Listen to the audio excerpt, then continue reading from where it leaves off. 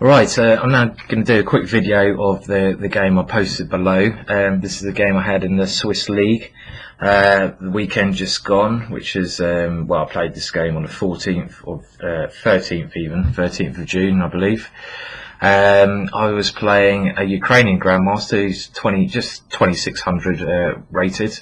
I'm going to have real trouble pronouncing his name, but I'll give it a go. Sergei Ovezhevskit. That's about the best I can do, I'm afraid. And those of you who had a look at the text game, it was extremely exciting. So yeah, very interesting game.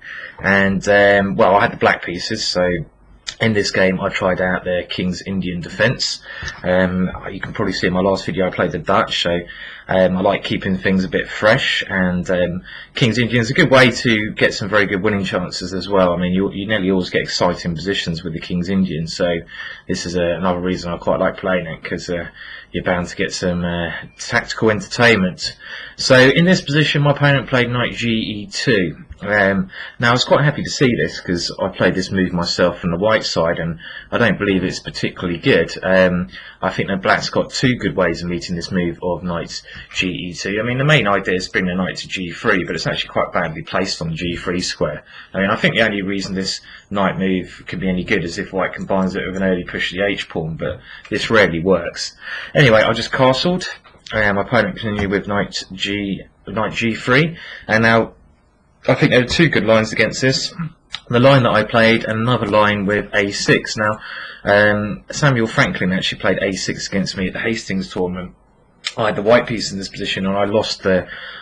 He played very well in that game, but I got a horrible opening after bishop e2, c5, d5, b5, which enters a benko. But I think that basically after something like bishop at b5 here, black's got a good version of the benko, because this knight here is just, it shouldn't be on g3, it wants to be on f3, which is a much better square because it can maybe come around to c4 later on. But on g3 it's absolutely pointless here, and well, I just think black's got a very good gambit position here. So I was tempted to play this, but I knew another good line as well, which is more in this keeping of the King's Indian, which was e5, d5, a5. So very simple, just securing the c5 square for my knight on b8 to come into the square. Bishop e2, knight a6, castles.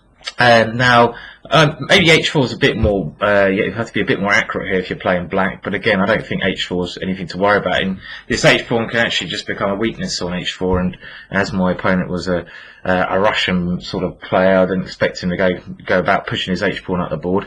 But anyway, the best move against h4 is just stopping its tracks, h5, then after bishop g5, queen to e8 is a good move here. It's worth noting knight c5 being a mistake here, because it allows white a chance to take on h5 with his bishop, and I've had this with the white pieces before, and white gets a very good attack here, especially with the rook now swinging around to one of these two squares. So with queen e8 you avoid this plan, and basically after something like queen d2, your plan in this variation is always to go sort of maybe knight h7, the bishop moves, then maybe you go queen e7 first, put a bit of pressure on h4, and then at some point you always go f5, and black just gets a very decent position very easily, I think. So my opponent castled anyway, so I continued with h5, trying to annoy this knight on g3, rook to e1, giving the f1 square for the knight, knight c5, bishop g5, so again this important move, queen to e8, just sidestepping the pin, queen c2, and now I can move my knights, knight h7, bishop e3, h4, knight f1, b6, an important move. I don't want to allow my opponent to capture on this square if I have to take back my d pawn, because it destroys my pawn structure. So b6, so now I can always take back my b pawn, giving me quite a nice pawn structure. He takes on c5, h3, f5. So I was very happy here, basically. I mean, I've got a mass of pawns on the king side, and I've got potential to go g5, f4, loads of ways I can try to get an attack, and maybe the pawn on h3 is going to be a target as well. My knight might be able to come in and sacrifice itself on this square. Anyway, opponent made knight d2, queen to e7, so I'm slowly just improving the placement of my pieces. I'm guarding this pawn on g5, and maybe my knight can come, pawn on h4, sorry, maybe my knight can come to g5 now. The one thing I thought my opponent might try here, which is quite a normal plan for white, is something like, well, he played a3, we'll come to that in a second, but a normal plan for white here is something like capture on f5. I can take with a bishop, but I want to try to keep my pawns intact, and then f4, which is the normal way to hold up black's play of going f4 myself. But in this position, I think I've got a strong move, bishop to h6. And I thought I had a very good position here. I mean, clearly better. I mean, I can also continue with queen g7 and stuff like king h8, rook g8, and I think white's king is going to be in a hell of a lot of trouble here. So my opponent after queen e7 played a3, trying to start some counterplay on the queen side.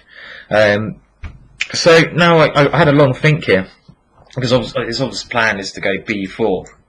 I don't really want to capture on e4 here, because then you can get a nice hold of the e4 square with one of his knights. So I came up with what I think is a very good idea here. I decided to sacrifice a pawn with a4 myself. Now, obviously, given a chance, I'm going to continue with bishop to d7 next move, and I've got a hold on the queen side as well, then, because I've got this b3 square. If he ever goes b4, I just capture the pawn and I've destroyed his queenside pawn. So I think his next move is forced. Bishop takes c5, b takes c5, knight takes a4. So he's won a pawn, but his knight's now offside. He's given up his dark square bishop, which we'll see is a very important piece later on.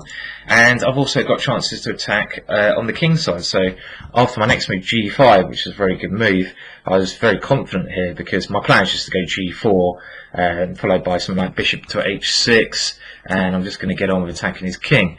So he now took on f5, which I think is the best move. I mean, if he went something like b4, we can just see how dangerous my attack becomes after g4.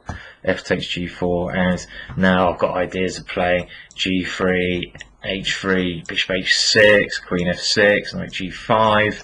All my pieces are coming to life, and it's all at cost of a lousy pawn, basically, so well worth the pawn.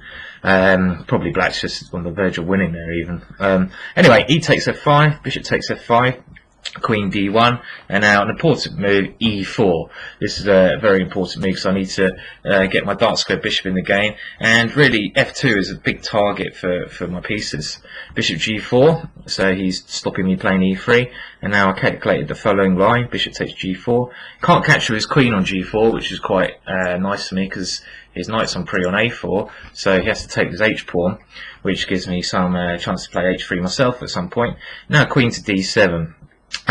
So I had a long think here. My other option, which I was very tempted to play, is bishop d4, and now knight takes e4, something like queen f7, and if rook e2, now queen to f4. And I thought this would be a very decent position for me, and I might, well, this may be even better than what I played, to be honest. For example, something like knight c3, bishop e5, and this must be a very good attacking position. I mean, I've got many ways to break through here. I mean, perhaps this is what I should have played, but the line I picked in the game is just far too tempting to avoid. Well, I went queen d7.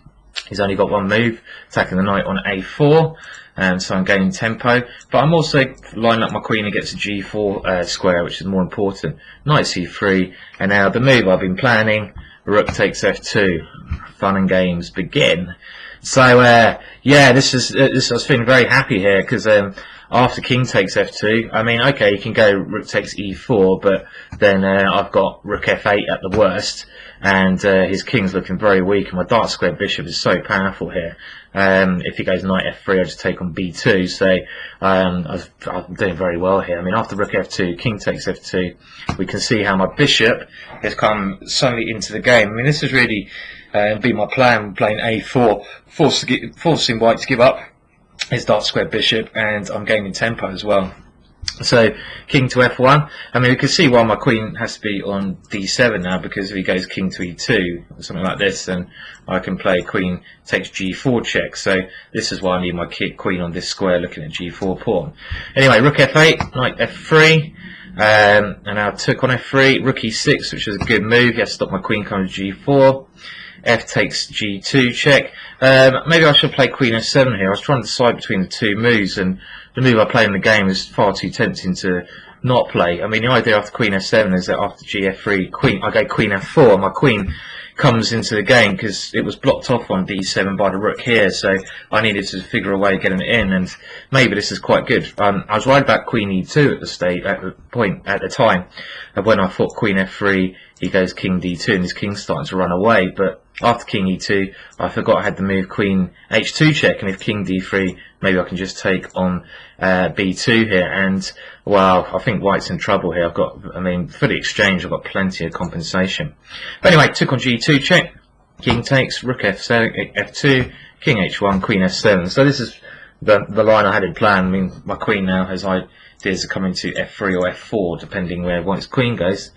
Knight to e4, rook to f3. And when I entered this complications, I only considered queen to e2 here, when I thought queen to f4 should just be winning. But my opponent played a nice move. He went king to g2, and I now played rook to g3 check. H3 check would have been a lot better move, when I'm probably just on the verge of winning here, actually, after queen to f4, and I'm slowly gonna try to improve my position, and I'm not sure what white can do.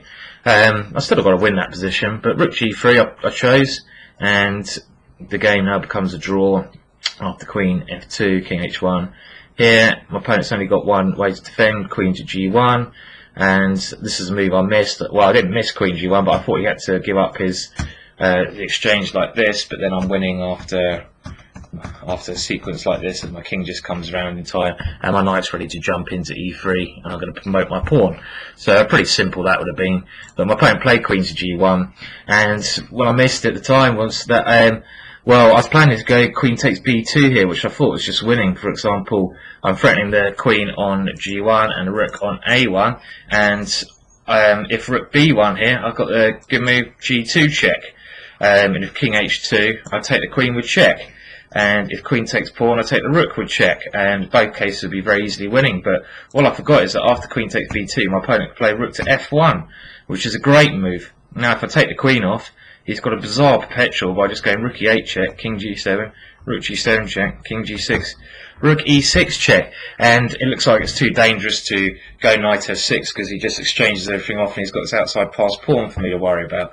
So yeah, that was a bit of a shock here, because I just tended to play queen takes b2 winning, but I ended up playing queen to f3, which was probably a bad choice. I probably should have just played queen takes b2 anyway, and see if my opponent spotted the continuation, because the position now after queen g4, okay, hence it's still very dangerous, because I'm threatening queen to the h file, but after rook h6, it's quite an easy draw here for him. I go knight to f6, my last punt.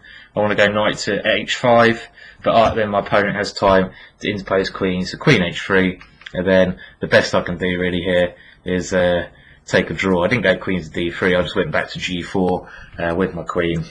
I was thinking about queen to d3, but then I realised, well, at the worst, my opponent could just go queen to f1, and I'm going to have to go queen to e4 check anyway, so the whole position is just a draw really here. Hence it, quite an interesting one. So an interesting game anyway. I was a bit annoyed not to win that, but you know, it's an interesting game, so I can't be too annoyed with the result. Thought the Kings Indian worked out very well there, so looking forward to getting some more interesting games in that opening, really. Okay, well, I hope you enjoyed that video. Thanks for watching.